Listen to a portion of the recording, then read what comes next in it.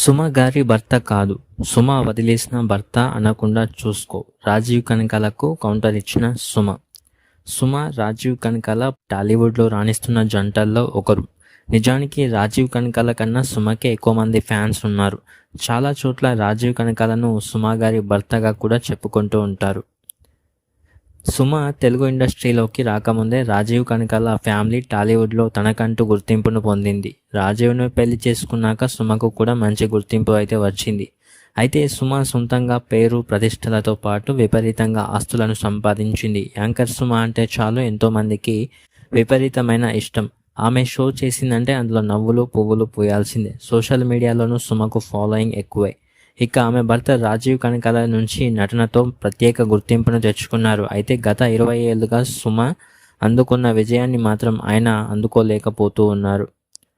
చాలామంది తనను సుమ గారి భర్తగా గుర్తించడం తనకు ఏమాత్రం ఇష్టం ఉండదని ఎన్నో ఇంటర్వ్యూలలో చెప్పారు రాజీవ్ కనకాల.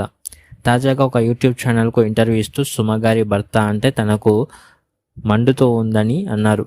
ఆ మధ్యన ఒక షూటింగ్లో ఉన్నప్పుడు ఒక ముసలావిడ వచ్చి పలకరించింది. రాజీవ్ గారు బాగున్నారా అని అడిగింది. నేను బాగున్నానని చెప్పాను. ఈలోపు వెనక నుంచి ఆమె భర్త కూడా వచ్చి ఎవరు అని అడుగుతూ ఉన్నారు. ఆమె రాజీవ్ కనకాల అని చెప్పినా ఆయనకు వినిపించలేదు. దాంతో ఈమె సుమ గారి భర్త అని చెప్పింది. అది వినగానే నాకు విపరీతమైన కోపం వచ్చింది. ఈలోపు అక్కడ రాజా రవీంద్ర కూడా ఉన్నారు. అతనితో నేను ఏడాది ఈ పేరున మార్చుకుంటూ ఉన్నాను, రాజీవ్ కనకాల పిలిపించుకుంటున్నాను అని అన్నారు. దానికి రాజా రవీంద్ర సుమ గారి భర్త అన్నా పర్వాలేదు, సుమ వదిలేసిన భర్త అని పెంచుకోకుండా చూసుకో అని జోకులు అయితే వేశాడు. వ్యక్తిగతంగా సుమ, రాజీవ్ ప్రస్తుతం సంతోషంగానే ఉన్నారు. కొన్ని నెలల క్రితం మాత్రం వారి వ్యక్తిగత జీవితంలో దుమారం పెరిగినట్లు వార్తలు వచ్చాయి. సుమ కూడా తన భర్త గురించి, వారి రిలేషన్షిప్లో వచ్చిన ఇబ్బందుల గురించి, రాజీవ్ పడిన ఇబ్బందుల గురించి కొన్నిసార్లు బహిరంగంగానే మాట్లాడారు. ఒకసారి మాత్రం సుమతో విడిగా ఉండాల్సిన రోజులు వచ్చాయని రాజీవ్ అయితే చెప్పుకొచ్చారు. తన తల్లి చనిపోయిన తర్వాత తండ్రి దేవదాసు కనకాల ఒక్కరే మణికొండలోని ఇంట్లో ఉండేవారని, అప్పుడు సుమతో కలిసి పిల్లలతో నేను వేరే చోట ఉండేవాళ్ళమని చెప్పాడు.